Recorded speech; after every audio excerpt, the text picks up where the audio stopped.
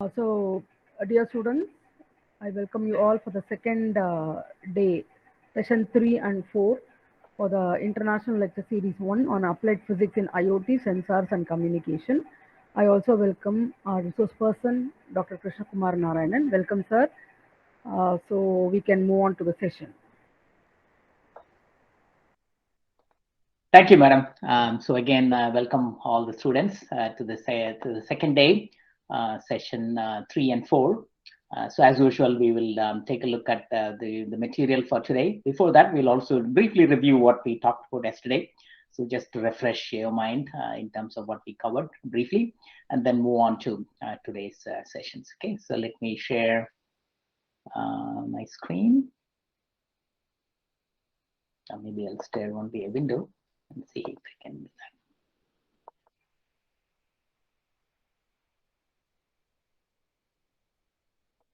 So basically, in the first session, we briefly applied the physics in IoT, sensors and communication. And just give me a minute. I think people will still be coming to the class. So let me admit them.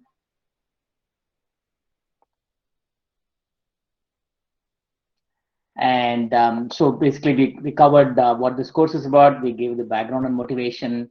We looked at 3 applied physics areas: electrical, electronics, and communications, and talked about the importance of applying the concepts of physics, particularly in sensors, in communication in these areas. Then we touched upon private 5G networks. What is the difference between a public network like a Geo and an Airtel, and a private network a factory or an enterprise can assemble. Then we also briefly touched upon the relationship between 5G and IoT. One aids the other. IoT is becoming more and more important, and because of 5G, the adoption rate is really getting higher and higher. So that's what we did in the first session. In the second session, we dived a little bit into the Internet of Things, IoT. We talked about what is the definition of IoT. Anything that is connected to the internet directly or indirectly is considered as an Internet of Things. And why did we need them? What are the use cases? We talked about 2 broad categories: consumer IoT and an industrial IoT. Consumer IoT is where we have devices at home, including voice assistants like Alexa and OK Google, and some of the devices that we have at home, including appliances like a refrigerator, microwave, and so on, TVs and so on. How are they getting connected to the internet? That's on the consumer side. On the industrial side, we talked about factories, smart cities, and automobiles, emergency response services, and so on. And then we also briefly talked about what kind of projects that one can do. I think Madam asked specifically what type of projects that students can do. I have a site that we will just briefly go through. Amazon sells lots of these do your own project kits that one can buy, and they provide you an entire hardware kit, including some sensors. You can start using them. They'll also teach you how to program. If you don't know programming, that is not a problem. The tutorials are available in that one. So we will briefly take a look at that one. And then we finally concluded yesterday's session with what are the opportunities for colleges, institutions like our college. And then I have a video of some of the things that we have done with some students in our college. So we'll take a look at that on as well. So that is what we covered in the last 2 sessions yesterday. So today we will cover a little bit on 5G. Topic is 5G communications, including private networks. And as we mentioned, it is a driver for IoT services. So let's take a look at what our agenda is. The topic for the first session today is 5G networks overview. I think we touched upon it briefly yesterday.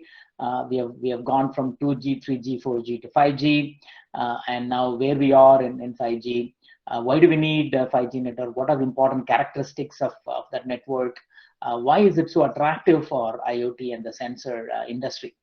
And so we will cover that. Then followed by public versus private networks.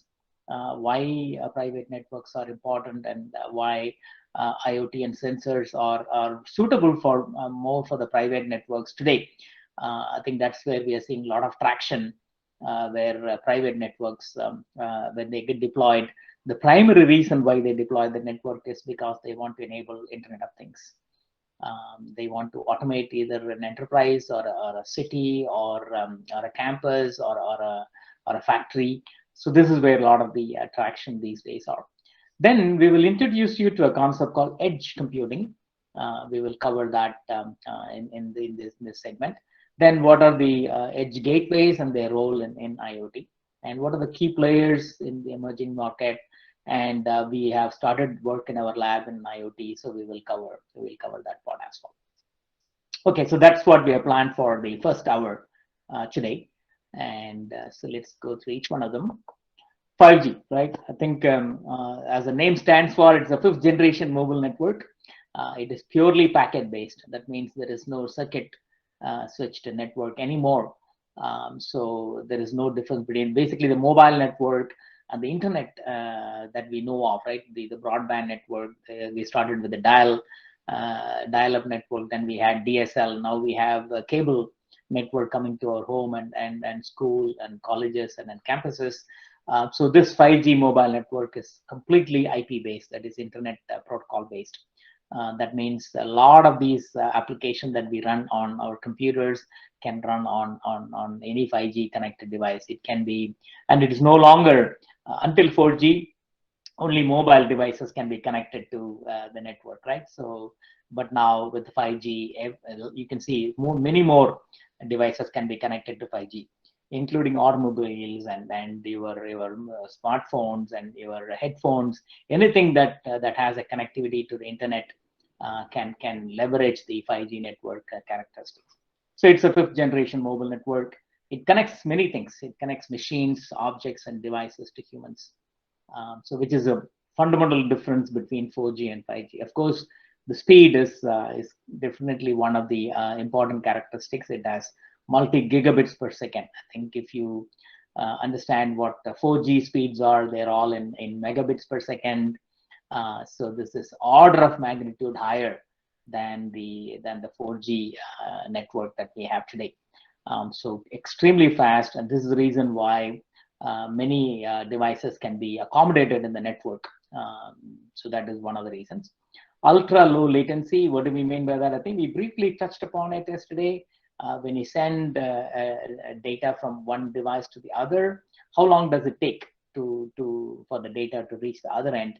And in the case of 4G and 3G, the latencies were in milliseconds, right? They were in 100 milliseconds, 200 milliseconds, 300 milliseconds latency, which is okay for most of the applications on 4G and 3G. But when it comes to IoT, the latency has to be much smaller. I've seen where the enterprises ask for the latency cannot be more than 5 milliseconds. That means something happens in the factory within 5 milliseconds, not 5 seconds, 5 milliseconds. One should be able to take some action, and of course, humanly impossible for a human being to take the action. It needs to be a device or a computer that takes an action. I think somebody is in a meeting. Let me just let them in.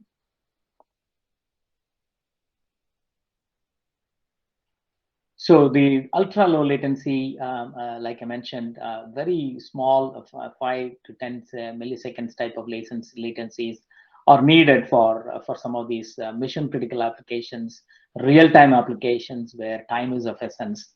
5G is going to be very useful there. So this is one of the reasons why 5G is seriously considered for IoT applications. More reliable and capacity. I think you all would have faced this in your day-to-day life, that you may have a network coverage issue, maybe towers are not working, the mobile network may not be reliable all the time. You may need to step out of your home or office to get a better coverage. So the reliability of the mobile network has always been a problem. So 5G addresses that by providing better penetration into the walls. It runs at a different frequency. I mean, if some of you who are interested in signal processing, in the frequency versus time management in physics, that may be fascinating field for you as well. In fact, a lot of the scientists who are who are building this network, who are designing the 5G antennas, 5G base stations, they all must have a very good understanding of how signal processing works, which is a very fascinating field of physics, and now applied to that is where the 5G network is. So it's more reliable because it runs in multiple frequencies, and you can kind of aggregate many of these signals together to create a reliable 5G network. And capacity, what do we mean by capacity? How many people or how many devices, how many things can be kind of accommodated onto the mobile network, onto the 5G network? It is much more than 4G. So with single tower, they can accommodate order of magnitude higher than the 4G network coverage that we have today. And then increased availability, I think we talked about that. A lot of these times, especially with the current network, 4G network, it is a challenge to apply them for IoT, because you want near real-time response. Clearly for automobiles, the collision avoidance that we talked about yesterday, the latency is going to be very important. Then availability, you cannot say, oh, I have a network problem, I have a range problem, and things like that when you deal with real-time solutions like that. So definitely 5G is going to be needed. This is the reason why there is a strong initiative in many countries, including ours, to bring in 5G network into the mix. Let me see, I think somebody is in.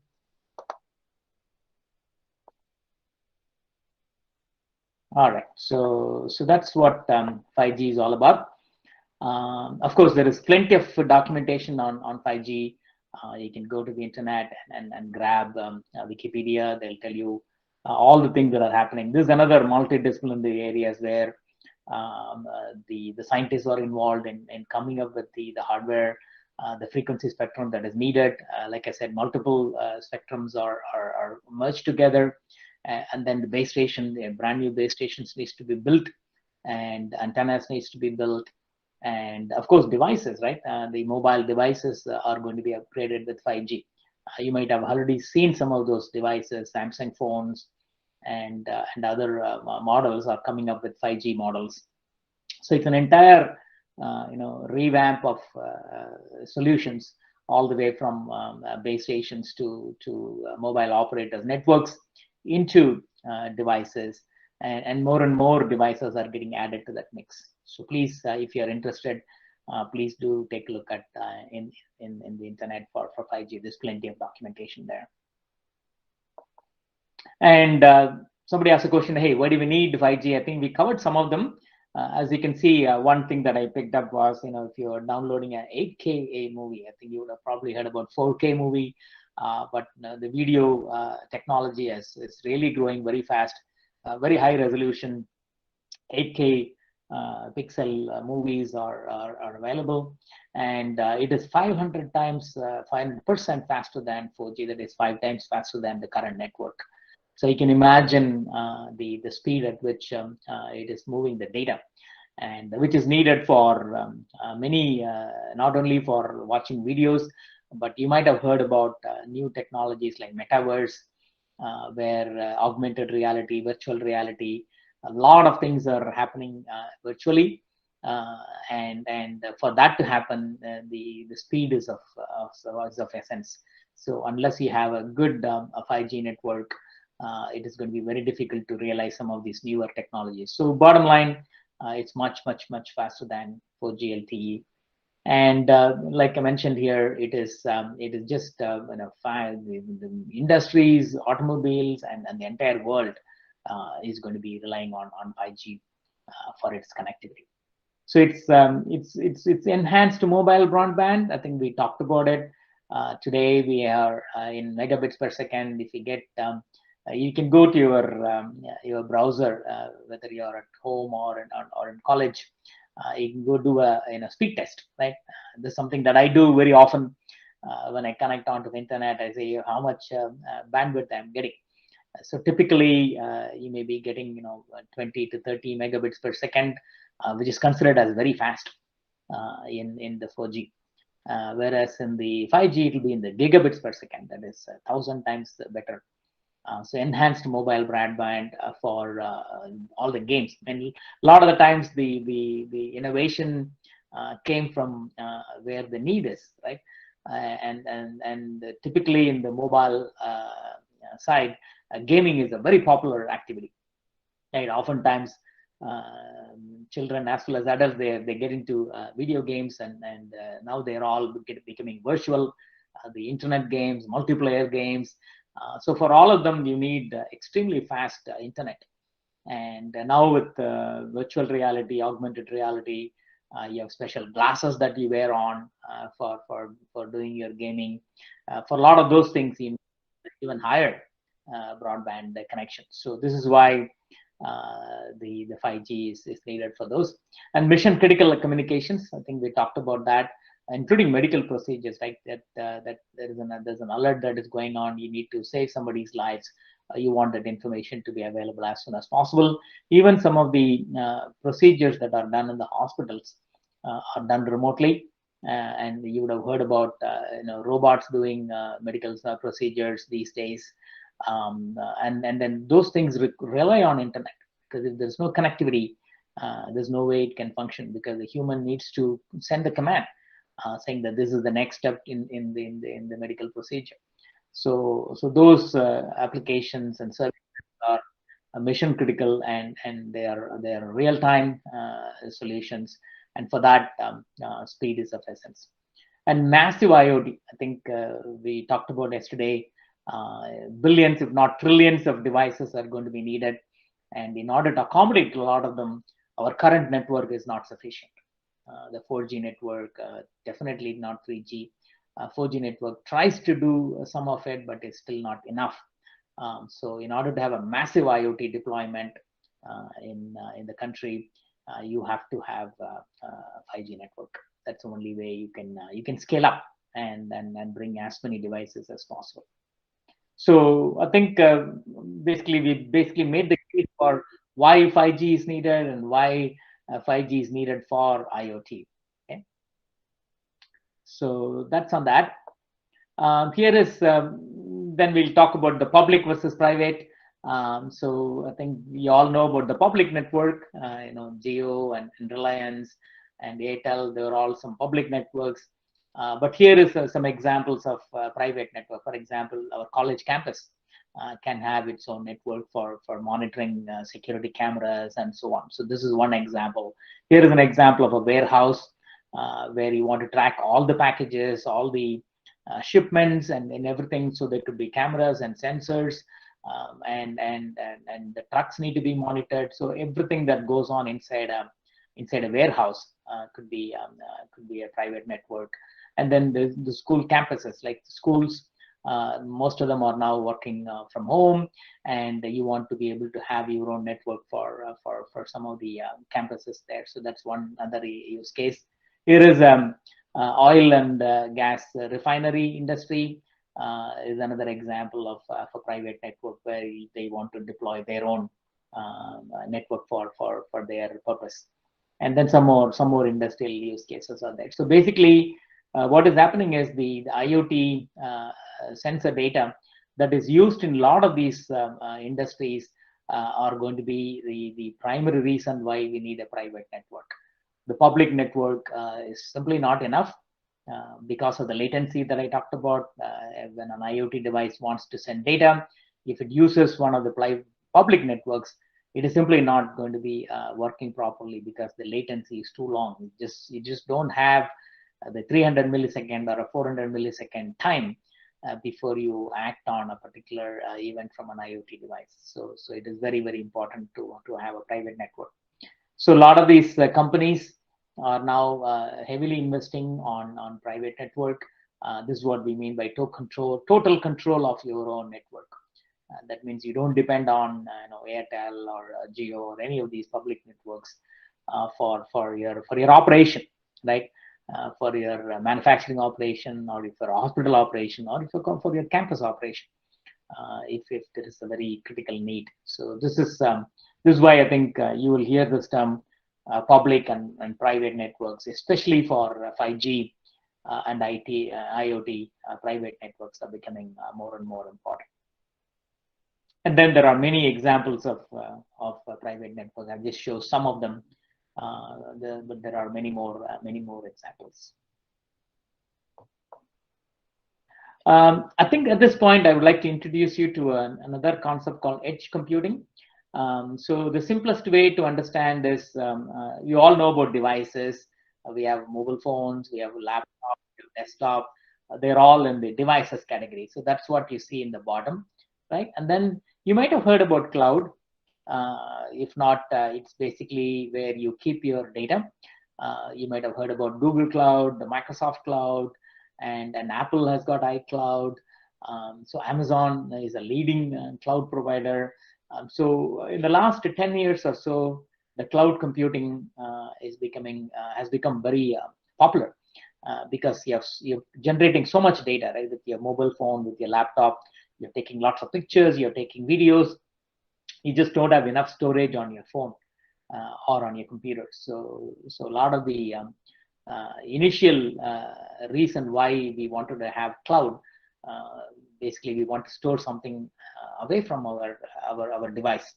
And then slowly started people realizing that, hey, why do I need to have constantly update my laptop, right? Why do I need to run my software on my laptop? Why can't I use it on the cloud? So suddenly the cloud not only stores data, but it also executes your applications in the cloud. So cloud and the devices have been around for the last 10 plus years. But then the IoT and especially the IoT market, people realize that the latency between the device and the cloud is also of the order of magnitude, and 300 millisecond, 400 milliseconds, 100 millisecond latency. So anytime you want to send a data from your mobile phone to, let's say, a Google Cloud, it takes a minimum of 100 milliseconds, which is okay for many applications. Let's say if you're uploading a bunch of photographs, a bunch of videos, you can afford to wait that long, right? You can afford to wait 100 milliseconds for that latency to get the data from the cloud or to put data into the cloud. That is absolutely fine. But when it comes to IoT, as I mentioned, it is simply not enough. So they have to introduce another layer called edge. So please make a note of this term. Just like how cloud is becoming a very common household name, right? Today, you may be talking about that even in your home. And where are you storing your data? I'm storing it in Google Cloud. I'm storing it in Amazon Cloud. Very soon, we will be talking about edge. Edge is basically something that is between the cloud and the device. So basically, a bunch of devices that temporarily take the data from the device, act on it, and then only if it is needed, send it to the cloud. So basically the edge device is really intended for main driver for this is IoT. So the definition is called edge computing.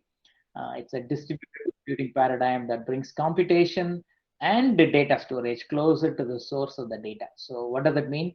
All of our devices, whether it is a smartphone or a laptop or a computer, we want that to be communicating to something very close. So you may have an edge gateway in your home very soon. You may have edge gateway in your office or in your campus very soon, because a lot of the computation on the data that is happening on your device, before it goes to the cloud, we want it to be processed at the edge. So this technology, though it might look a little bit abstract to you right now, because this is still an upcoming field, but something very important for you to understand that this technology is emerging. And the reason for that is sensors. The sensors, when they talk to a human being, or when it wants to communicate, it does not have the bandwidth to go talk to the cloud, right? Because it needs to send something to a local device very quickly. And this is why IoT and sensors require edge devices and edge computing and for communication. So since we're talking about IoT and sensors, it is very important to understand the edge computing part of it, because the very first thing the sensor will talk to is going to be an edge device. It's going to be a gateway. The edge gateway could be like your cable box or set-top box that you have in your home for watching your TV channels, or it can be like your Wi-Fi router at your home. It'll be of that size. So those are small devices that you install, and all of your sensors will be talking to that first. So this computing is going to be edge computing is going to be very prevalent very soon. In a few years from now, this will be the way of life, that we'll all be buying edge computers for our homes and offices. So just keep this diagram in your mind. This is something between the device and the cloud. Okay, so that's on edge computing. And like what I just talked about, edge gateways, here is an example. Let's say all of your devices and sensors, right? Let's say if you have a temperature sensor, you have a pressure sensor, or a speedometer, any of these sensors or any one of these things that we talked about in the previous classes, when they want to communicate, it comes to an IoT gateway. This is the edge computer, or an edge element, or edge device, which is nothing but a computer that knows how to talk to the devices and sensors on the left-hand side, and it also knows how to talk to a human being. It can be somebody in the control room who's monitoring all the things that are happening in a smart building. Let's say if you have a 30-story apartment building in Chennai, and you want to monitor all the air conditioning equipment, all the security cameras, and the electricity, a lot of these utilities that are happening in the apartment complex. All of them talk to a bunch of gateways in the building, and the administrator will be monitoring them from the cloud. So this is a typical use case of devices talking to an edge gateway, and then that talks to somebody on the cloud. And the control room personnel may have mobile device as well, so they can also get an alert saying that the 13th floor, apartment D has a problem with electricity, and that information could be notified to a control room person, and that person can go take some action, call an electrician, whatever needs to happen. So this is how the modern buildings are going to be utilized, and then that's just one example, right? You can now extrapolate that for other verticals that we talked about, whether it is a factory, whether it's a campus. Same thing, right? In a campus, you have a particular lab, a chemistry lab that is running out of electricity, then you will get a notification right away.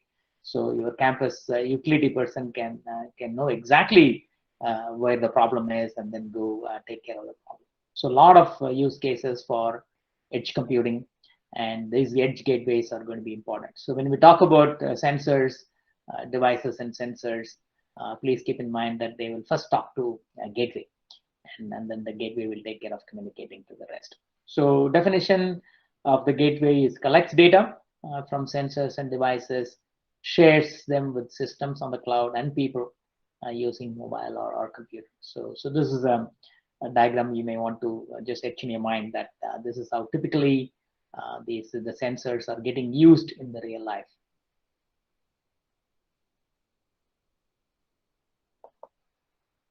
Who are the key players in this market, right? So two players are emerging. Microsoft is clearly a leader in the IoT space. So they have their product is called Azure, and they have IoT Hub, and this is how all the things, that devices and sensors, they connect to their hub. So they make it very easy for a lot of the IoT developers, IoT solution providers. They make it easier for them to implement IoT solutions for them. So their product is called Microsoft Azure IoT. You can Google them, you can find them. We are in fact using them. One of the students from our college, second year BTech student, he has worked on Microsoft Azure. And then at the end of this, I'll show you a little video of his work. So basically, the Microsoft provides lots of tools and techniques to connect sensors to for IoT use cases.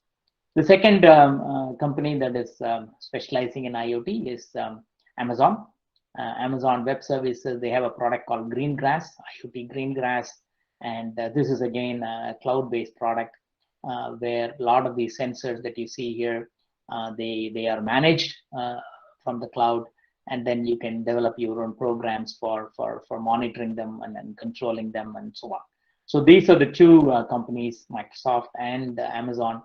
They both come from the cloud angle, right? You all know them from the cloud point of view. Amazon was the leader in the cloud, AWS, and this is where a lot of the companies are storing their data, storing, even running their services from the cloud. And Microsoft is second in the category for cloud. But in the case of IoT, Microsoft has certainly taken an edge, and they are now leading in the IoT, and Amazon is trying to catch up with Microsoft. But both of them are equally good. They are easy to install and use for IoT projects. I think Madam yesterday talked about what kind of projects that one can do. You can go sign up for some accounts in one of these. A lot of these times, the Microsoft and Amazon, they make sure that you don't need to write a lot of programs. So this is the beauty of some of these projects, right? You don't need to be a computer science student to do some of these IoT projects. They provide you all the tools necessary with no programming needed. You can start simulating temperature sensors. You can simulate other sensors. You can simulate cameras. You can do everything in software only to understand how this works, and then you can bring in your own hardware components to it. So I think if you're interested in some of them, I'll share some more data or pointers in terms of where you can do that. So these are the two key players in the IoT private 5G network space as well. What is our work? I think we talked about an IoT lab in our college. So the way it works is all these devices, IoT devices, whether it's a light bulb or a temperature sensor or a camera or a doorknob, anything that is small and that has connectivity. Some of them can talk over Bluetooth. Bluetooth is a very popular protocol.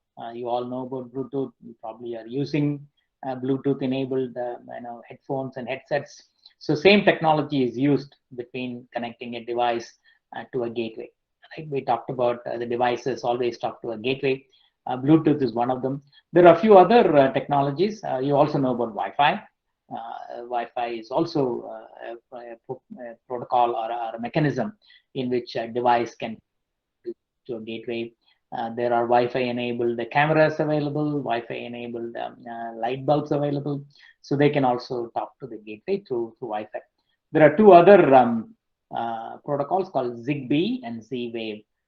So if you go in the IoT space, these two protocols also become very popular. They are very lightweight because the information from the sensor, right? You will see that all it is telling the external world is the temperature is so much, or it is over a threshold. I need to communicate to somebody.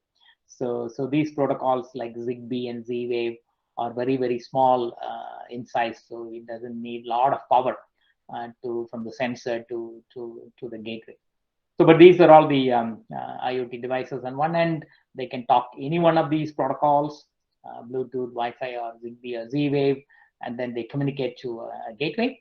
And in our lab, we're using the Azure IoT Edge runtime from Microsoft. And we have connected it to an enterprise cloud.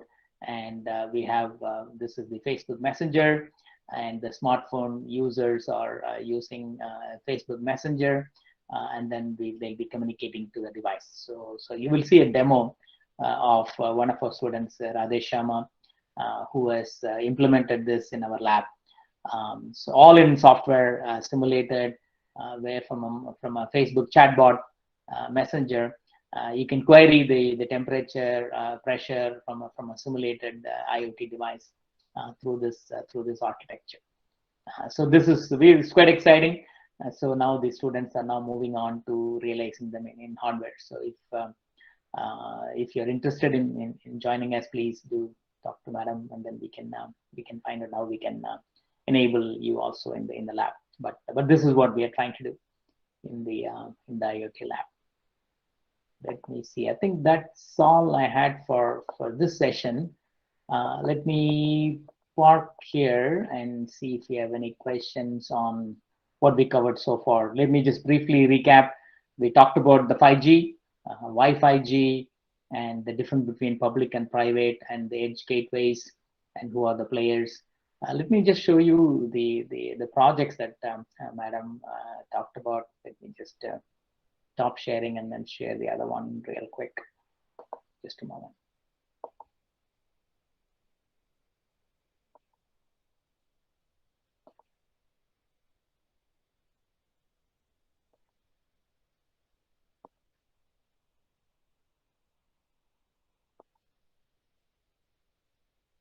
Okay, I think I'll share my entire screen.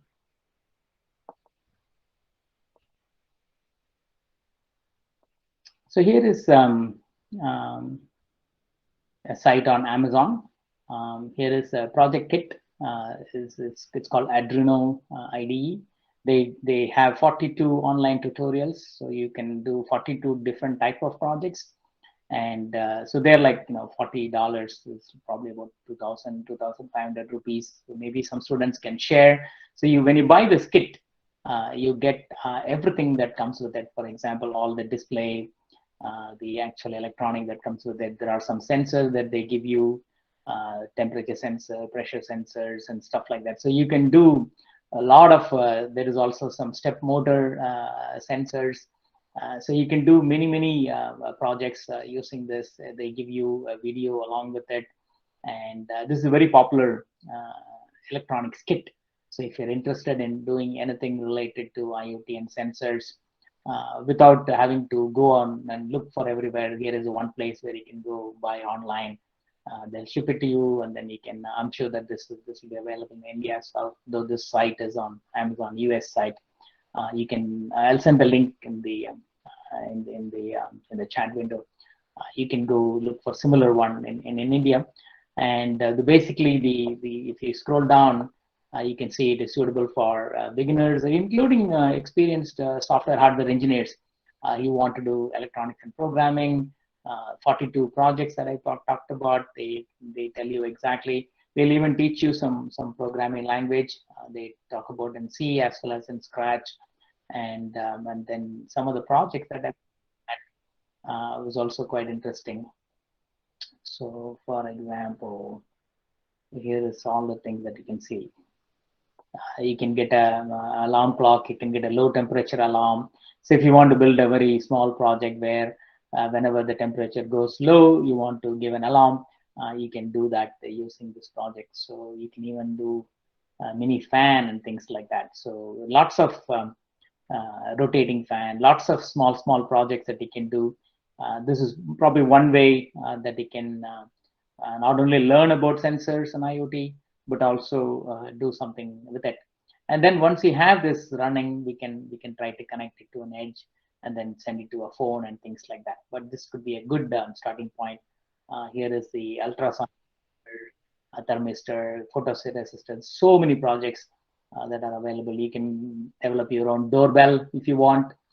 You can do blinking LED. So lots of small things that you can build, all with lots of tutorials and videos. So they give you lots of videos as well to show you how everything works. Not only that, they also talk about how the components work, and so you will have a better understanding of doing something, but you're also learning in the process. So once you have a good idea of this one, then you will get an idea of how do I develop my own sensor. So you can start thinking about building your own sensors for better sensing capabilities. Okay, so let me just copy this and share with you in the.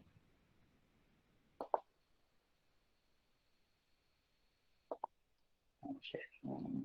Go 3.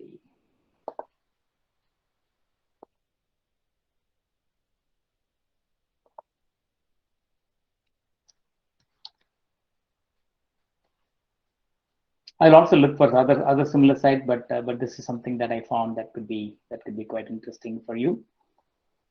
And okay, so that is all I had for this session where we talked about 5G and IoT and gateway and edge. Let me pause here, see if you have any questions, comments, or feedback.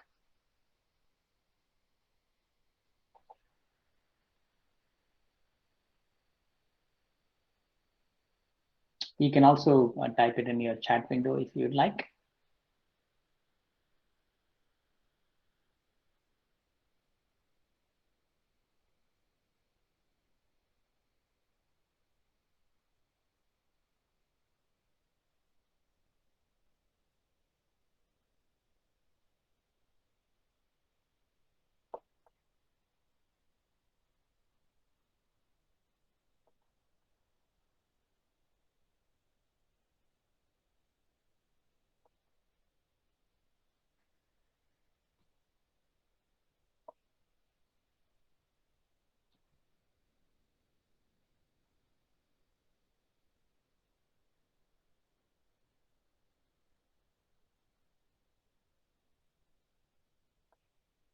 No questions?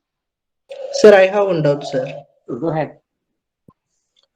Sir, whether we are saving in a cloud storage, that the information may not be leaked, sir? Yeah, that is a very good question, Guhan. So about 10 years ago, the information was not that secure on the cloud.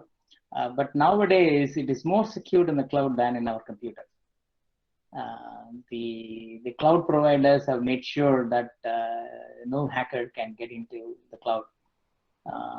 Because the big companies like Amazon, Microsoft, and Google, they spent a ton of money in the last 10 years to make sure that the cloud storage is very well protected. It is compared to our computer. Let's say if you have your laptop or PC connected to the internet at home, any hacker who's walking around in your home can get into your Wi-Fi, and then they can take the data from your computer. That is a lot more easier than taking it from the cloud. So cloud is very secure right now. So you should not have any concerns. A lot of information these days are stored in the cloud. All government documents, like government documents, secret documents, health records, everything is stored in the cloud these days. Of course, what the cloud providers they do, they give you, if you pay them more, then they give you a private cloud. That means they can create a cloud element only for, let's say, our college, and nobody else. It's almost like a secured location where nobody else is storing the same data. So there are a lot of technologies available today to make sure that your information or data is very well secured in the cloud. Yeah, good question, and I think security is very, very important. I mean, these days, cyber crimes are going through the roof. Lots of companies are worried about their information and security, and even individuals like us, we need to be concerned about our data being available on the net, right? Whether it is our Aadhaar card information, or PAN card information, bank information, all of that information is very, very confidential and critical, and storing them on the cloud definitely has to be secure. And these days, they have made sure of that. Okay, sir. So that raised an interesting thing. That we introduced a concept called edge computing, that is between the cloud and the device. So all the security protocols or security standard that they've implemented in the cloud needs to be done on the edge. So if anybody is focusing on security as an area, then there is a lot of opportunity for security in the edge. And then likewise, you asked a question about vehicle-to-vehicle communication yesterday. The information in the car needs to be secured as well. So security is always a scale, right? Initially, when you implement a system, it will be less secured, and then you keep on securing them. There's no end. But then you only make it harder for a hacker to come in and take your data. But like any system, initially the system will be less secure, and then they will be securing it more and more and more. Any other questions? Good morning, sir. This is Sandhya. No. I have a question regarding Sure. 5G network, sir. Sure. In cities, it is okay, sir. But I have a question with remote areas. Will they be benefited by this 5G network, sir? Yes, I think another great question, Sandhya. I think one of the things that 5G is designed to be for all. It is just not for cities. It is also it is becoming easier to, like I said, right? The scalability is much better than 4G. So with with the fewer number of base stations, you can cover more people. So yes, it is definitely going to be benefiting the rural areas and villages as well. Thank you, sir. Sure. In fact, some of the use cases that we talked about, the agriculture, right? In the application of sensors and IoT in the agriculture is huge, and for that you need to have 5G. So in fact, in some countries, the priority for 5G is more on the villages than the cities, because city folks really look for speed, right? I want faster speed because I'm watching video. I want to do this. I have 3 video calls going on at the same time. I have everybody at home, streaming video. We are watching movies on Netflix. So the demand and the need for more data is higher in the cities. But then in the villages, it's more productivity, right? You need to produce more food, and some countries are spending initially more time and money in making sure that villages are connected first before the cities. So, and then yeah, it depends upon the priority of the government and so on. But there's nothing that prevents villages getting 5G network. Great question, Sandhya. Yeah. So do we have any disadvantage about the 5G? About 5G? Yes, sir. Yeah. Did you ask about disadvantages of the 5G, madam? Yes, sir. Yes. Oh, yeah, sure. I think one of the things that we are hearing is the spectrum is getting crowded. So some of the frequencies that 5G operates on, like I mentioned, there is 2.5 gigahertz spectrum. There's a millimeter wave spectrum. So there are few spectrum are very close to some commercial and even some military defense signal. They collide. So a lot of countries have adjust their equipment to make sure that it doesn't interfere. So that's the only disadvantage that we see.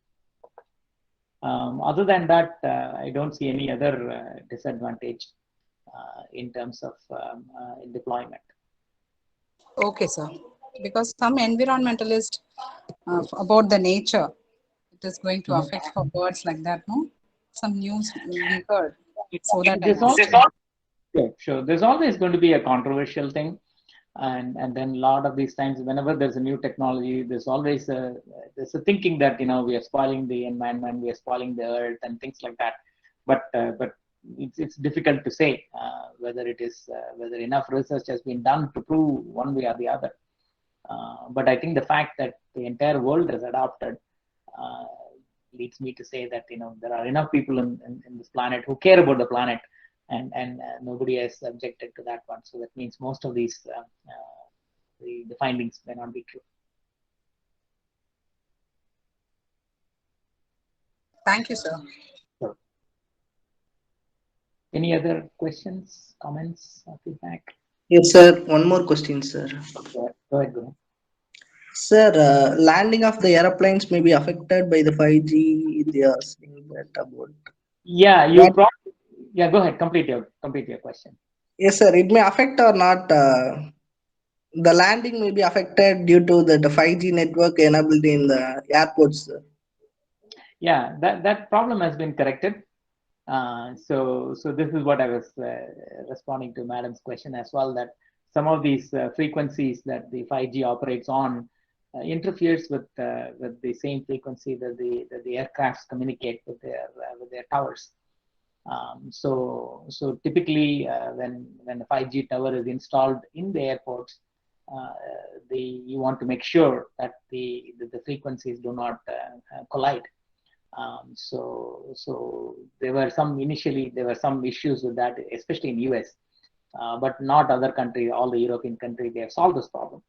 And so every country, when they deploy a 5G base station or a tower near an airport, they need to make sure that all the aircraft that are coming into the airport, their signals are not interfering with the 5G. So I think the mobile operators, for example, in the case of India, it will be Jio and Airtel.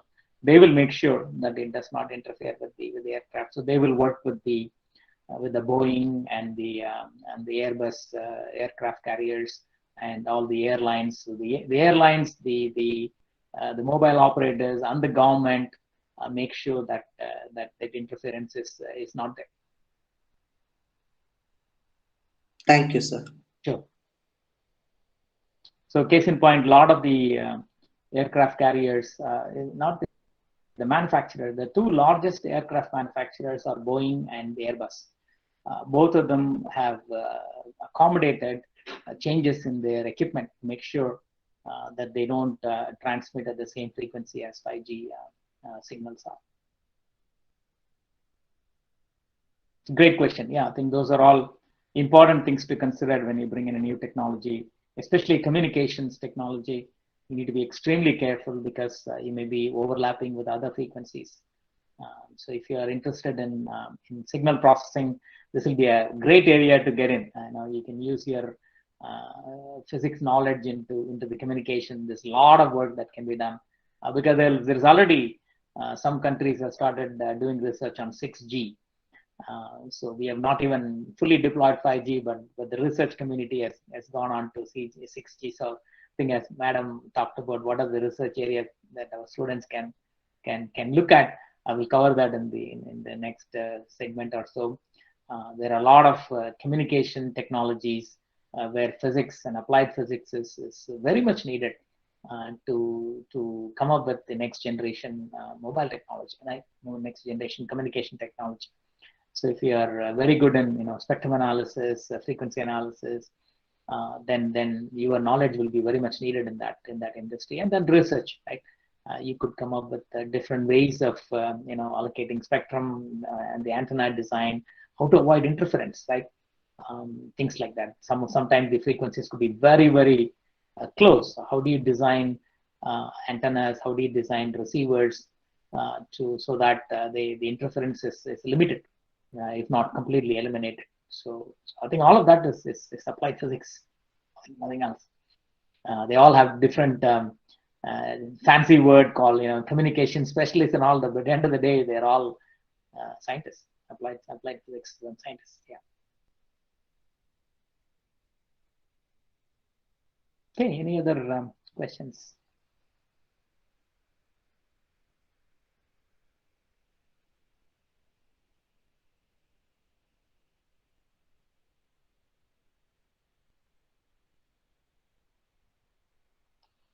All right, what we will do is we'll take a 10-minute break. I think we have completed our first hour.